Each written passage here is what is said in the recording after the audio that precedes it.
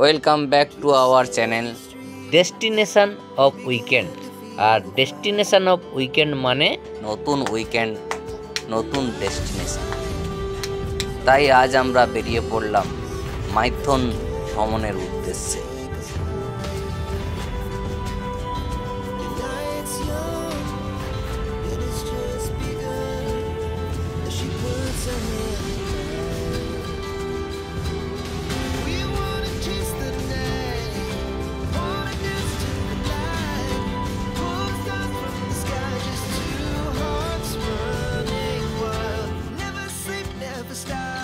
আমরা বাড়ি থেকে বজবজ স্টেশনে পৌঁছে গেছি। এখান থেকে আজকে আমরা ট্রেন ধরব। স্টেশনটার নাম ছিল বজবজ, কিন্তু বর্তমানে এই স্টেশনটির নাম কমাকাতামারু বজবজ করা হয়েছে, কারণ ব্রিটিশ আমলে নাম ছিল কমাকাতামারু বজবজ, তাই বর্তমানে ওই নামটিকে আবার প্রাধান্য দেওয়া হয়েছে রেল ডিপার্টমেন্ট থেকে। এই জটিল ব্যস্ত শহরের জীবনযাপন থেকে বেরিয়ে আমরা এমন একটি জায়গা যেতে চাইছিলাম যেখানে পাহাড়, নদী, জঙ্গল সব একসঙ্গে পেয়ে যাব। আর সেই রকম প্লেস মানে কলকাতার কাছে মাইথন ছাড়া বেটার কোনো জায়গা আর ভাবা যায় না। এই মাইথনের প্রধান আকর্ষণ মাইথন ড্যাম, প্রাচীন মা কল্যাণেশ্বরীর মন্দির ও ভান্ডারা পাহাড়। ওখানে গিয়ে আমরা কি করলাম, কোথায় গেলাম, সবটাই বিবরণ করব এই ভিডিওটিতে। আপনারা যেতে চাইলে কি দেখবেন, কিভাবে যাবেন, বিশদ একটা স্বচ্ছ ধারণা পেয়ে যাবেন। কোথাও যাওয়ার আগে সেই জায়গাটার সম্বন্ধে জানাটা খুবই প্রয়োজন। ধানবাদ থেকে 48 কিলোমিটার দূরে অবস্থিত মাইথনকে বলা হয় মায়ের বাসভূমি বা মায়ের থান। মাইথন জায়গাটি বিখ্যাত প্রধানত এই বিশাল আকার বাঁধ, যা প্রায় 15,712 ফিট দীর্ঘ ও 165 ফিট উচ্চতা বিশিষ্ট। এই বাঁধটি বিশেষভাবে বন্যা নিয়ন্ত্রণের ডিজাইনে করা হয়েছে। 1942 সালে দ্বিতীয় বিশ্বযুদ্ধের সময় দামোদর উপত্যকার অঞ্চলে একটি বন্যা সংঘটিত হয়। কলকাতাকে বাকি জায়গাগুলো প্রায় 10 সপ্তাহ ধরে বিচ্ছিন্ন করে রেখেছিল। ট্যানি ভ্যালি অথরিটির ইঞ্জিনিয়ার মিস্টার ডব্লিউ.এল. ভরদাকে ডাকেন এই সমস্যার সমাধানের জন্য। তিনি 1945 সালের মধ্যে বাঁধের প্রকল্পটি সম্পন্ন করে ফেলেন। অবশেষে স্বাধীন ভারতের প্রথম বাঁধ শুরু হয় 7 জুলাই সালটি 1953।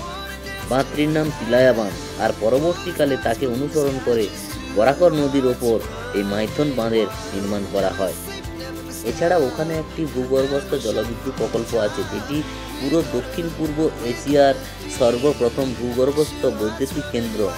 এই ড্যামটি সারা বছর প্রায় 60,000 কিলোওয়াট বিদ্যুৎ উৎপন্ন করে। আপনারা আসতে চাইলে হাওড়া থেকে বরাকর আসবেন, তবে আসানসোল স্টেশনেও নামতে পারেন। বরাকর স্টেশনে নামলে অটো বা টোটো ধরে মাইথনে যেতে পারেন, আর আসানসোল স্টেশনে নামলে ওখান থেকে বাস করে মাইথনে যেতে পারেন। আমি বলবো বরাকর স্টেশনে নামুন, আর সেখান থেকে অটো বা টোটো করে পৌঁছে যাবেন মাইথন।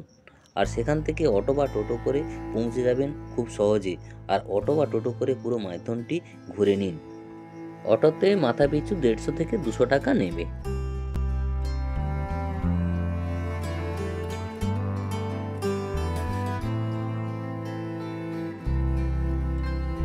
আর প্রথমে মা কল্যাণেশ্বরীর মন্দিরে গেলাম, আর যেতে মনটা মুগ্ধ হয়ে গেল ওখানকার অ্যাটমসফিয়ার দেখে।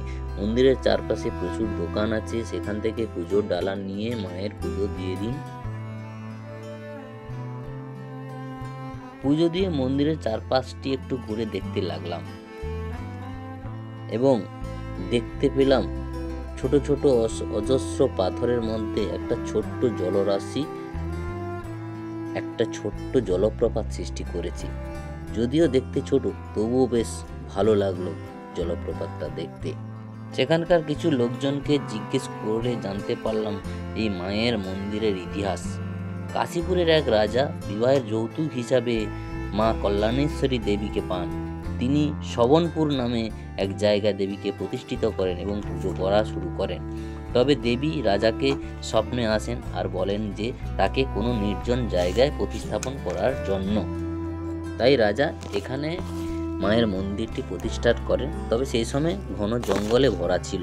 আমরা টিফিন করে ভান্ডারা পাহাড়ের উদ্দেশ্যে বেরিয়ে পড়লাম। ভান্ডারা পাহাড়ের কাছে গিয়ে দেখি পরপর লম্বা সিঁড়ি করা প্রায় 270 থেকে 80টি সিঁড়ি পেরিয়ে ভান্ডারা পাহাড়ের শীর্ষে পৌঁছে গেলাম। ভান্ডারা পাহাড়ের শীর্ষে পৌঁছাতে হলে 270 থেকে 280টি সিঁড়ি পেরিয়ে যেতে হবে। তাই বয়স্ক মানুষদের ক্ষেত্রে আমি বলবো না যাওয়াই ভালো, কারণ এত উঁচুতে উঠতে ওনাদের অনেক কষ্ট হবে। তাই ওখান থেকে না গিয়ে মাইথন ড্যামের দিকে গিয়ে ওখানে পরিবেশটা উপভোগ করতে থাকবো। সেখানে একটি শিব মন্দির আছে, সেটা দর্শন করলাম। আর ভান্ডারা পাহাড়ের শীর্ষ থেকে গোটা মাইথনকে দেখতে খুবই ভালো লাগলো। প্রকৃতি যে কত সুন্দর হয় তা বলে বোঝানো যাবে না। অবশেষে মাইথন ড্যামের কাছে গিয়ে দেখলাম অনেক বোট ও স্পিড বোট আছে, যেখানে বোটিংয়ের ব্যবস্থাও আছে, স্পিড বোটেরও ব্যবস্থা আছে। তবে বোট করে গেলে ছোট ছোট যে দ্বীপগুলো আছে সেইখানে পৌঁছে যাওয়া যাবে, আর স্পিড বোটগুলো গেলে ওই দ্বীপগুলোতে নিয়ে যাবে না।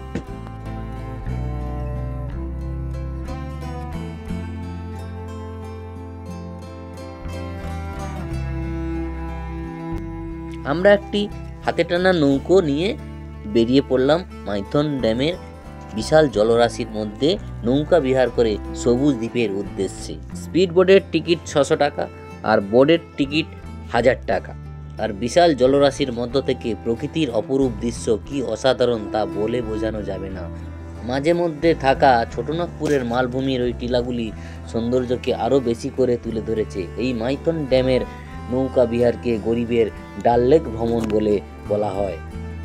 আর এই জলরাশির মাঝখানে থাকা ওই ছোট ছোট টিলাগুলিকে দেখে মনে হয় আমরা আন্দামানের কোথাও এসে গেছি।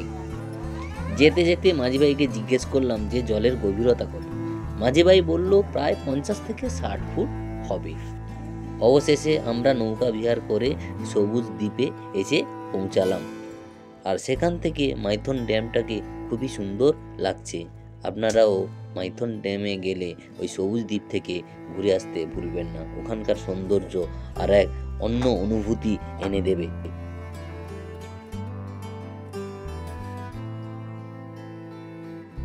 সবুজ দ্বীপ থেকে চারদিকে বেশ সুন্দর লাগছে।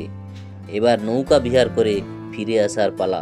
যদিও মন চাইছে না আসতে, কিন্তু মাঝি ভাই ডাক দিল এবার আমাদের ফিরতে হবে। তাই অগত্যা আর দেরি না করে ফিরে এলাম প্রায় আধ ঘন্টা নৌকা বিহার করে। ড্যামের কাছে ফিরে একটা হোটেলে আমরা লাঞ্চ করে নিলাম এবং গোধূলির সময় যে ওখানে সূর্য অস্ত যায় তার দৃশ্যটাও অপরূপভাবে উপভোগ করতে পারেন। আর মাইথন দিনে দিনে ঘুরে আসতে পারেন। আর যদি কেউ ওখানে এক রাত কাটাতে চান তাহলে ওখানে হোটেলেরও ব্যবস্থা আছে। 1000 থেকে 2000 টাকার মধ্যে আপনি রুম পেয়ে যাবেন এবং সেই হোটেলের সব কিছু বিবরণ আমি স্ক্রিনে দিয়ে দিলাম, আপনারা দেখে নিন। ওখানে ফোন নাম্বার ও সব কিছু আছে। ভিডিওটি ভালো লাগলে লাইক ও শেয়ার করবেন এবং চ্যানেলটিকে সাবস্ক্রাইব করবেন, যাতে পরবর্তী ভিডিওর নোটিফিকেশান পাওয়ার জন্য। আবার দেখা হবে পরবর্তী কোনো নতুন ভ্রমণের গল্প নিয়ে। ধন্যবাদ সবাইকে।